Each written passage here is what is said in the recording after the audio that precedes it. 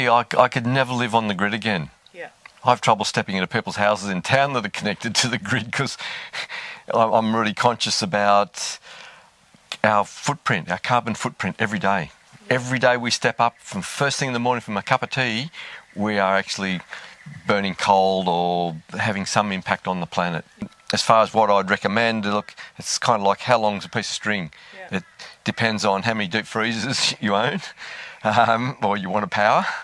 And that can change by what you eat as well. If you want to grow your own food, your power needs are actually less because you're not using as much refrigeration, because that was years ago. Like my first system when I came here in 1980 was an old recycled truck battery I got at the tip, and one solar panel, which is only a 42-watt panel, which I paid $420 for, which was a huge amount of money back in those days.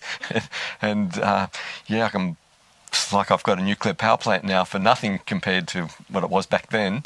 Oh, everything gets recycled here. You know, I might buy a bag of nails, but that's about it, sort of thing. Yeah. Apart from that, every piece of timber, all the metal, everything here, all the roofing iron, all the building materials, everything is bought here and restored from scratch. How did you learn to go off grid? Was it listening to other people? Was it doing research? Was it observing? Was it trial and error? All of the above. All right. Desperation. Desperation. Look, I did use when I first came here, I had very idealistic ideas, and I thought, well, I'm a carpenter. I've done a lot of carpentry. I didn't even use power tools back then because I didn't want to run a generator. Yeah. So I did things with hand planes and braces and bits and, building a building with a handsaw. I mean, it was ridiculous. It just took forever to do. But I ran a generator, then I hated starting a generator up just to do one saw cut.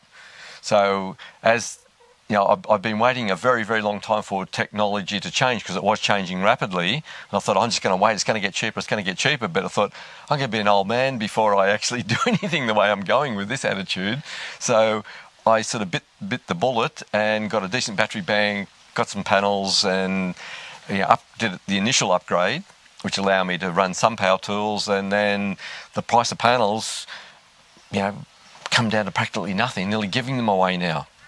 And when that happened, it just meant that, hey, an old forklift battery, this, that, and just go and buy a decent inverter, and I can run drop saws, I can run electric planes, I can run any woodwork machinery that I like, can be run straight off the solar, dead easy now. Isn't it?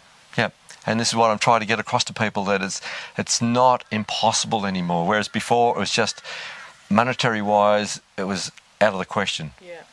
But for somebody who wants to set up a very reliable system, you can do that for probably less than $5,000 now. And any last things that you wanted to? Oh, do it. Just do it. It is doable.